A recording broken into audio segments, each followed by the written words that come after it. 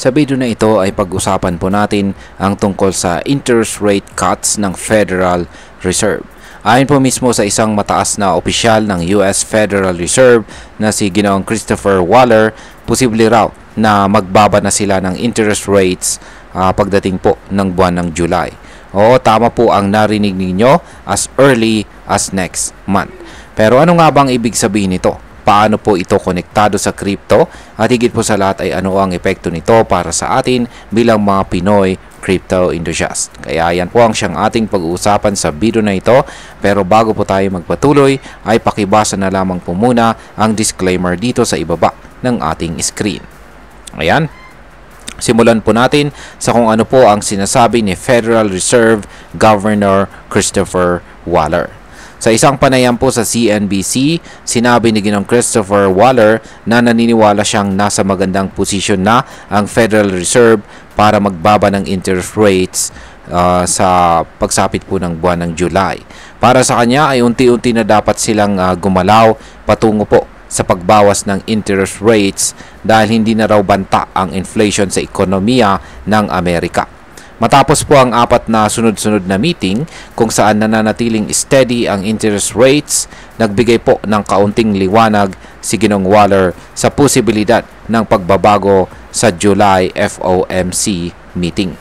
Pero syempre, nilinaw rin niya na ito ay personal niyang pananaw at hindi pa ito opisyal na desisyon ng buong committee. Yan, committee. Ngayon ay bakit po mahalaga ang interest rates cut? Yan, ang interest rate ay para pong presyo ng paghiram ng pera.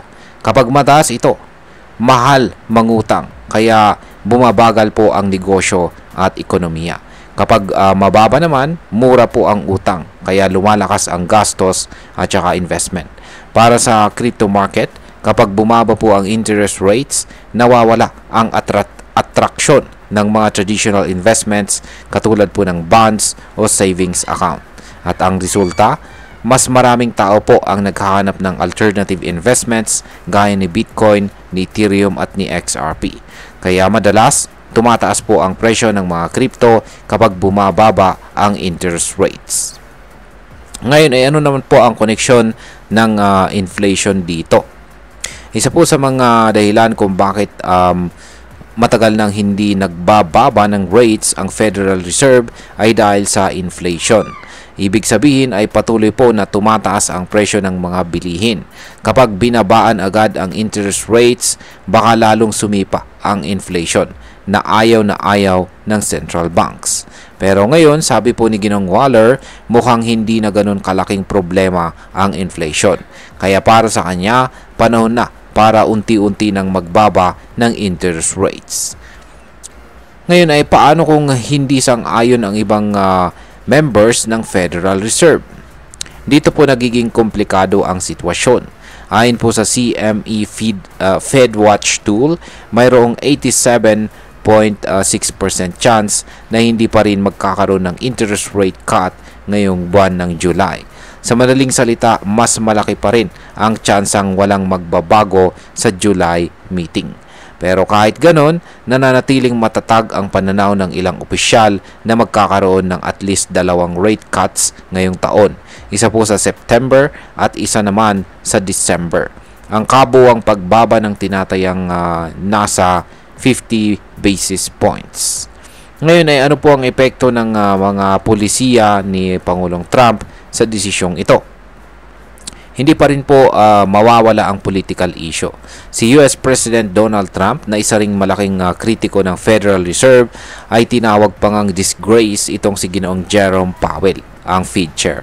Sinasabi niya na masyado raw mabagal ang kilos ng Fed sa pagputol ng interest rates. Malinaw na may pressure hindi lang mula sa loob, kundi pati na rin mula sa labas ng institution. Ngayon ay paano naman po makakaapekto ito sa crypto market? Kapag bumaba ang interest rates, mas lumalakas po ang demand para sa mga risk assets. Kabilang dito ang crypto. Kaya kung matuloy po ang rate cut, asahan natin na sisigla ulit si Bitcoin. Pwedeng muling tumaas si Ethereum at malaki rin ang chance na gumalaw pa itaas si XRP, si Solana at iba pang mga altcoins.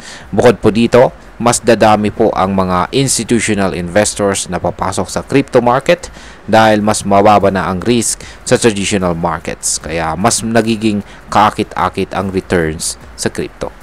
Ngayon ay pag-usapan naman po natin ang posibleng epekto nito para sa atin bilang mga Pinoy crypto enthusiasts. Yan, para sa atin ay ito po ay isang golden opportunity. Una, kapag lumakas ang presyo ng crypto dahil sa interest rate cuts, mas tataas po ang value ng ating mga hawak na assets. Magkakaroon po tayo ng chance na magbenta sa mas mataas na presyo o kaya naman ay bumili bago pa umakyat lalo.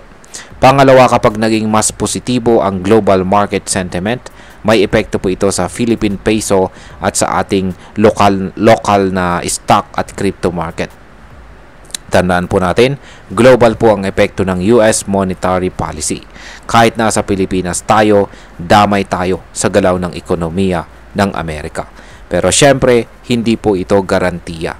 Kailangan pa rin nating maging maingat. Dapat tayong maging updated sa mga balita at desisyon ng Federal Reserve sa mga susunod na buwan.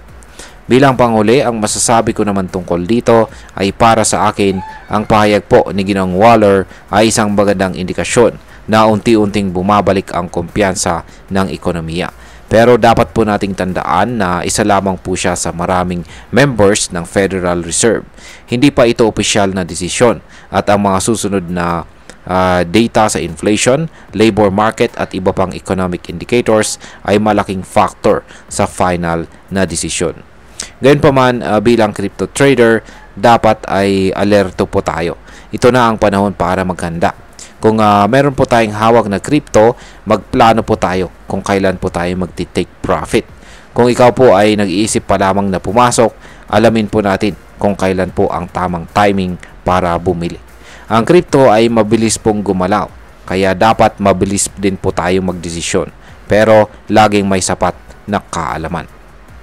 At ayan, hanggang dito na lamang po tayo sa video na ito mga ka-crypto. Marami pong salamat sa panonood. Ingat po tayo lagi at God bless po sa ating lahat.